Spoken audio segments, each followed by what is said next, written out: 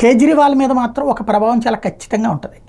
ఒకటి జైలు నుండి వచ్చాను కాబట్టి ఆ ప్రభావంతో హర్యానాలో గట్టిగా సీట్లు కొడతాం అనుకుంటున్నారు. కానీ హర్యానాలో ఆ నామమాత్రంగా ఉంది. క్రిందసారి రైతు ఉద్యమం రెచ్చగొట్టినప్పుడు హర్యానా పంజాబ్లే కేజ్రీవాల్ వాళ్ళకి అండగా ఉండటంతో పంజాబ్ ఆయనకి అధికారాన్ని కట్టబెట్టింది. అయితే ఇప్పుడు ఏదైతే ఈ డీప్ స్టేట్ ప్యాచ్ కాంగ్రెస్ని పైకి లేపుతా ఆమ్ ఆద్మీ పార్టీని తొక్కుతున్నాయి. ఎందుకంటే ఆ డీప్ స్టేట్ వాళ్ళు ఇచ్చిన ఫండింగ్ వ్యవహారాల గురించిన లెక్కలు బయటపడుతున్నాయి కాబట్టి కేజ్రీవాల్ పక్కన పెట్టి ఒక జాతీయ పార్టీని పైకి లేపితే బెటర్ అన్నటువంటి రూట్లోనే ఉన్నారు. అందుకే అక్కడ మొన్న కాంగ్రెస్ పార్టీ గెలిచింది, పంజాబ్లో కూడా.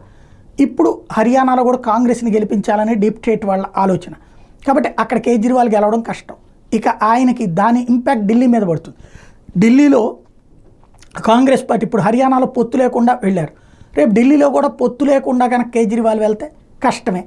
కాబట్టి పొత్తు పెట్టుకోవాల్సి వస్తుంది. ఆ విధంగా ఏమన్నా సీట్లు తగ్గించుకోవడానికి సిద్ధపడతారా, సంకీర్ణ ప్రభుత్వానికి సిద్ధపడతారా చూడాలి.